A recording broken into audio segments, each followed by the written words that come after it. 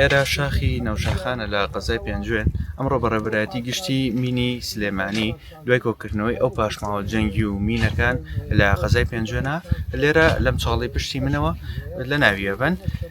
جامنسا کاک محەممەدم لەگەڵ ئەو سەرۆکی تیمی مینلابرنی دەستیە لە پێنجوێن مەقسی زیاتر لەگەڵاکم. کاک محەممەد سڵاو لێبێت.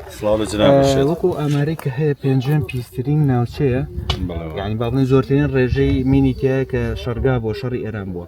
چەند ساڵترتان پێویستە بۆی پێنجوێن بەتەواتی پاک بێتەوە لێ؟ بەڵێ سەرەتا بەخێر بێن.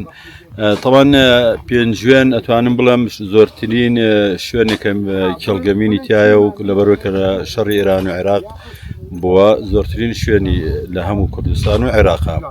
طبعاً وەکو ماوە بۆ دیاریکران ناتوانین دیاریکراوە لەبەرەوەی ئێمە وەکو پێویست کەلوپەل و ئامێری با بڵێن ئیشکردنمان کەمە لە ئێستادا و بە تایبەتی ئێستش کە بەڕێوەبەرایەتی یاخود دەستگا سارەی کەمە لەبەرەوەی تیمەکان وەکو پێویست ئیش ناکرێت لە ئێستایا.